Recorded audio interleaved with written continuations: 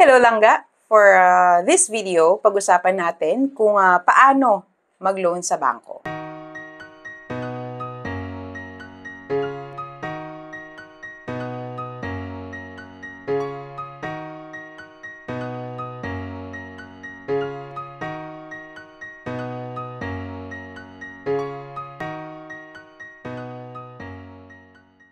Hello mga langga! For today's video, pag-usapan naman natin kung paano mag-loan sa bangko. Yun nga, nabanggit kong tip sa previous video ko. Mas maganda kapag wala ka pang plano mag-loan sa bangko. As early as now, mag-build ka na ng relationship, mag-open ka na ng account, mag-save ka doon. Kung hindi mo pa ginagalaw yung pera mo, much better na nasa bangko lang, the safest. Kasi hindi natin malaman kung anong mangyayari. At least yung pera mo secured sa bangko. And then, ang advantage din kapag nakapag-build ka ng relationship with the bank, si bangko, ipaprioritize nila yung kliyente nila. May mga special rates silang binibigay, especially kapag kliyente ka na and maganda yung nagsisave ka talaga, malaki yung balanse mo. Hindi ko naman sinabi na kailangan milyones yung savings mo, no? But, kapag milyones, much better.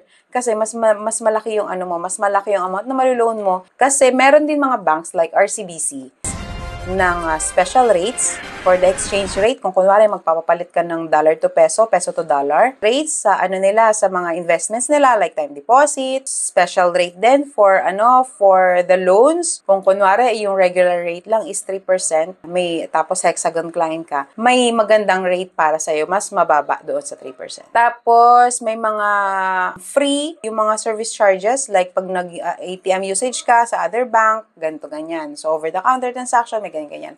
So hindi lahat ng bangko may ganun. So, si RCBC, syempre, Hexagon member ka. Madaming privileges yung pagiging Hexagon. So, if I were you, mag-open ka na ng account and then avail the Hexagon and enjoy the benefits. So, let's get back to the requirements, paano mag-loan sa bangko. So, katulad din lang yan sa pag-apply ng credit card. So, kunwari, normal lang na empleyado or whatever, for personal loan, yung kailangan mo lang primarily is the ID. So, as to ID, kung anong ID meron ka, much better to ask the bank kung ano yung allowed or acceptable IDs. Pero kung employed ka, normally, meron ka ng mga basic IDs or yung mga primary IDs like driver's license, UMID, passport, PhilSys, ano pa ba? Basta, i-inquire mo sa bangko kung ano yung acceptable para sa kanila. If may account ka, much better. Kasi syempre, kasama yan sa pag-assess nila. Kasama yan sa pwede mong iyabang, ay, account holder po ako. Ito, ganito, ganyan, ganito, ganyan. Tapos, present ka lang din kung employed ka, ITR, yung income tax return, makukuha mo yan sa company mo. Ibibigay ng company mo yan sa'yo. Lalo na kung taxpayer ka. Tapos, yung COE with compensation. Yung COE po, Certificate of Employment with Compensation. Nakalagay doon yung income na nare-receive mo or yung pinapasahod sa'yo. Yung sahod mo annually. Payslip mo, normally 3 months or may iba na 1 month lang, ganyan. So, for example, wala kang ITR, pwedeng COE with compensation and yung payslip mo. And depende sa bangko mo kung anong i-accept nila. But normally, yun yung requirements na ina-accept. So, pag kunwari, personal loan lang, employed ka, tapos on the side may business ka, pwede mo din i-provide yung business documents mo and yung transaction history or yung flow ng pera mo, pwede mong i-provide para madagdagan yung allowable amount na pwede mong i-loan.